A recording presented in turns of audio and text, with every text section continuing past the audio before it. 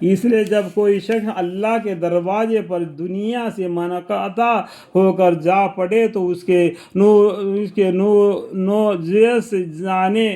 نوزے جانے میں کیا تعمیل ہو سکتا ہے، اور اللہ جل شانہ جس کو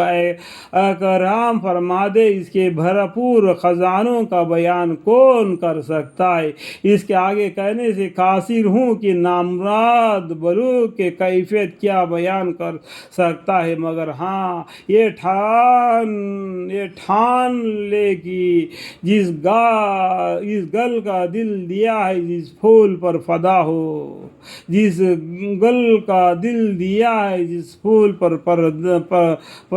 پردہ ہو، یہ بغل میں آئے یا جان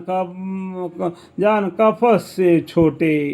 ابن قیم رحمۃ اللہ علیہ کہتے کہ اعتکاف کا مقصد اور اس کے روح دل کو اللہ کی پاک ذات کے ساتھ وابستہ کر لینا ہے کہ سب طرف سے ہٹ کر اسی کے ساتھ مجتمع ہو جائے۔ دیکھو ہمارے جسم کے اندر کیا ہے، روح ہے، اور روح نکل گئی تو مردہ ہے۔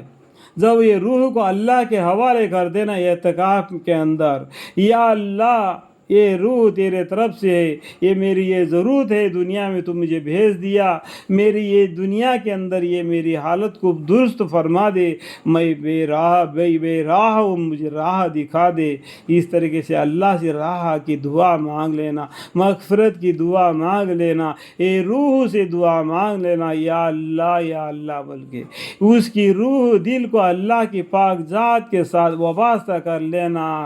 ہے کہ سب طرف سے ہٹ کر اسی کے ساتھ مجتمع ہو جائے، اور ساری مشغولیوں کے بدل میں اس کی پاک ذات سے مشغول ہو جاوے، اور اس کے غیر کی طرف سے منقطع ہو کر اسی طرح اس میں لگ جائے کہ خیالات فکرات کا سب کی جگہ اس کا پاک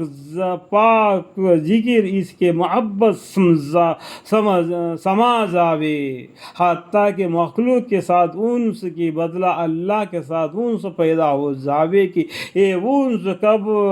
قبر کی وحشت میں کام دے کہ اس دن اللہ کی پاک ذات کے سوا نہ کوئی مونس نہ دل بہلانے والا۔ اگر دل اس کے ساتھ مانوس ہو چکا ہوگا تو کسی قدر لذت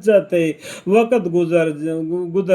گزرے گا، یعنی کسی قدر بھی لذت ہو اللہ کے ساتھ میں روح کو ملا کر اپنا وقت گزارے۔ دل ڈھونڈتا ہے پھر وہی فرصت کے رات دن، بیٹھا رہوں تصویر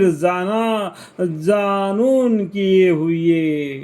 دل ڈھونڈتا ہے پھر وہی فرصت کے رات دن، بیٹھ رہا ہوں قصوری جانون کیے ہوئے، غلطی کیے ہوئے میں تیرے در پر بیٹھا ہوں، مجھے معاف فرما۔ صاحب مرقی افلاکی کہتے کہ اعتکاف اگر اخلاص کے ساتھ ہو تو افضل ترین اعمال یکسو کر لینا ہے، اور نفس کو مولا کے سپرد کر دینا اور آقا کی چوکھٹ پر پڑا جانا۔ پھر جی میں ہے کہ در پا کسی کی پڑا رہوں، سر جیر بار منت دربان کیے ہوئے۔ پھر جی میں ہے کہ در پا کسی کے پڑا رہوں، سر جیر باری منت دریابان کیے ہوئے۔ میں دنیا میں کسی کے چوکھٹ پر جا کے کیوں کھڑا رہوں، تو نے مجھے پیدا کیا، میں تیرا چوکھٹ پر پڑا۔ میرے دل کی تمنا ہے کہ میری مصیبتوں کو دور فرمائے، میری مغفرت فرمائے۔ اللہ آمین آمین ثم آمین، والحمدللہ رب العالمین۔